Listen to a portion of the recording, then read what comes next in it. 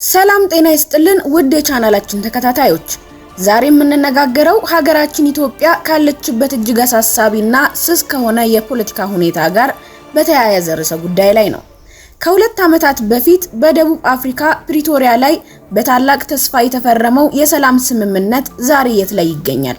በሰሜን ኢትዮጵያ ያለው አንጻራዊ ሰላም ዳግምስ ወደ እሳት ሊቀየር ይችል ይሆን? የአውሮፓ ህብረት እዚህ ጉዳይ ላይ ትልቅ ስጋት እንዳለው ገልጿል። በትግራይ ክልል የሚታዩ አዳዲስ ወታደራዊና ፖለቲካዊ እንቅስቃሴዎች የፕሪቶሪያውን ስምምነት ከጥቅም ውጪ ሊያደርጉት ይችላሉ የሚሉ ስጋቶች ከሀገር ውስጥ አልፈው እስከ ብራሰልስና ዋሽንግተን ዲሲ ድረስ አስተጋብተዋል። ከሰሞኑ የወጡ መረጃዎች፣ የተለቀቁ ኦዲዮዎችና በድንበር አካባቢ የሚታዩ እንቅስቃሴዎች ምን ይጠቁማሉ?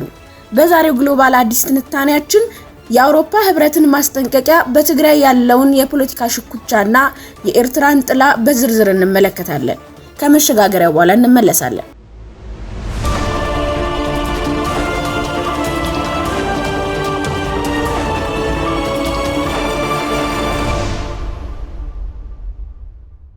ሚያዝያ 22 ቀን 2018 ዓ.ም የአውሮፓ ህብረት የውጭ ጉዳይ ቃል አቀባይ በሰጡት መግለጫ በትግራይ ክልል እየታዩ ያሉ አሳሳቢ ሁኔታዎች በአስቸኳይ እንዲቆሙ ጥሪ አቅርቧል። ህብረቱ በትልቅ ስጋት እየተከታተልኩት ነው ያለው ጉዳይ በኖቬምበር 2022 የተደረሰውን ቋሚ የተኩስ አቁም ስምምነት አደጋ ላይ ሊጥል ይችላል የሚል ነው። የአውሮፓ ህብረት መልእክት ግልጽ ነው። ወደ ግጭት መመለስ ፈጽሞ ሊታሰብ የማይገባ ጉዳይ ነው። ህብረቱ በፌደራል መንግስትና በትግራይ ኃይሎች መካከል ያሉ ልዩነቶች በጠመንጃ ሳይሆን በፖለቲካዊ ውይይት ብቻ መፈታት እንዳለባቸው አሳስቧል። ይህ መግለጫ የወጣው በክልሉ ውስጥ የሚታዩ ወታደራዊ እንቅስቃሴዎችና የሁለቱ ወገኖች መካረር በግልጽ እየታየ ባለበት ወቅት ነው። ህብረቱ በፕሪቶሪያው ስምምነት መሰረት የትጥቅ መፍታት፣ የመልሶ ማቋቋምና የሽግግር ፍትህ ስራዎች በፍጥነት እንዲከናወኑ ሲወተውት ቆይቷል። አሁን ግን ስጋቱ ስምምነቱን እንዴት እናስፈጽም ሳይሆን ስምምነቱን እንዴት እናድን ወደሚል ደረጃ የተሸጋገረ ይመስላል። ውጥረት የፈጠረው የአውሮፓ ህብረት መግለጫ ብቻ አይደለም። በቅርቡ አልጀዚራና አፍሪካ ሪፖርት ይዘውት የወጡት መረጃ እንደሚያሳየው በትግራይ ክልል ውስጥ ያለው የፖለቲካ አየር ሁኔታ እየተቀየረ ነው።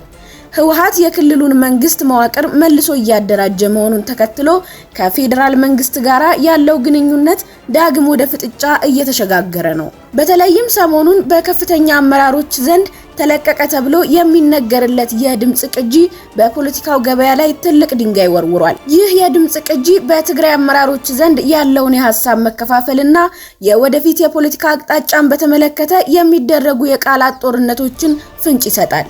በክልሉ ጊዜያዊ አስተዳደርና በህወሓት ድርጅታዊ መዋቅር መካከል ያለው ሽኩቻ የፕሪቶሪያውን ስምምነት ተግባራዊ ለማድረግ እንቅፋት እየሆነ መምጣቱ አልተደበቀም። በሌላ በኩል ህወሓት እንደ ድርጅት በምርጫ ቦርድ በኩል ያለውን ህጋዊ ሰውነት የመመለስ ጥያቄና የክልሉን ሉዓላዊ ግዛት ለማስከበር የሚጠቀምባቸው ጠንከር ያሉ ቃላት በአዲስ አበባ ያሉ ባለስልጣናትን ቅንድብ ያስረዘሙ ሆነዋል። የትግራይ ጊዜያዊ አስተዳደር ወደ መደበኛ ክልላዊ መንግስት ለመቀየር የሚያደርገው ጥረት ከፕሪቶሪያው ስምምነት መንፈስ ጋር ይቃረናል የሚሉ ወገኖችም አልጠፉም። አዲስ ስታንዳርድ ባወጣው ዝርዝር ዘገባ በሰሜን ኢትዮጵያ ያለው ሁኔታ ይበልጥ ውስብስብ የሚያደርገው የኤርትራ ጥላ ነው ይላል።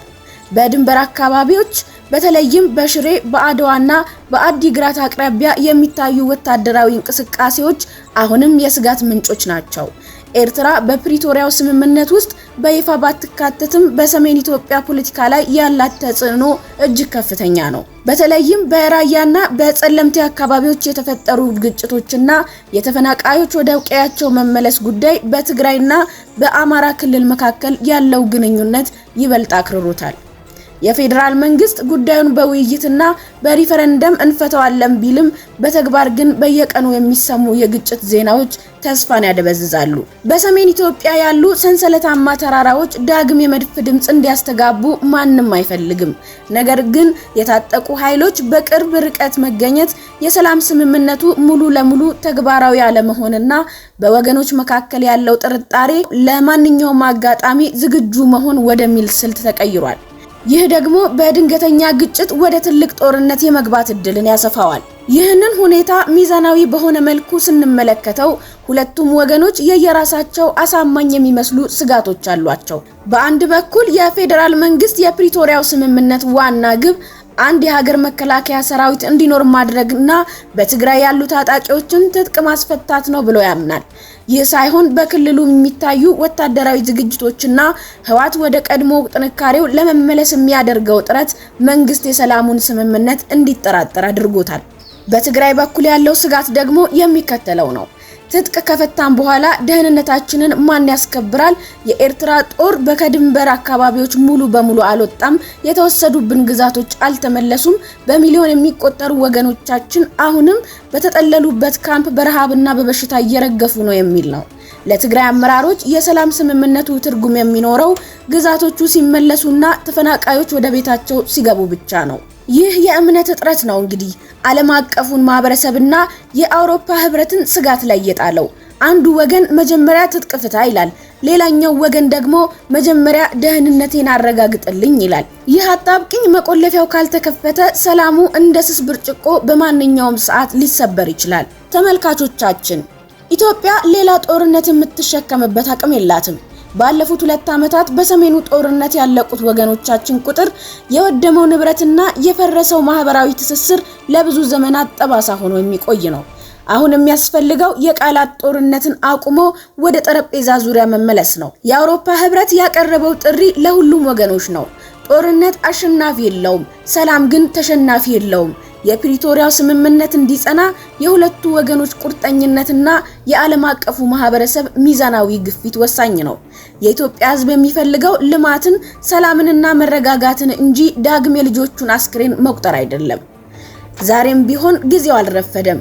በራያም ይሁን በወልቃይት፣ በአዲስ አበባም ይሁን በመቀሌ ያሉ ልዩነቶች በንግግር መፍታት ይቻላል። የኢትዮጵያ አንድነትና የህዝቦች ደህንነት ከማንኛውም የፖለቲካ ትርፍ በላይ መቅደም አለበት።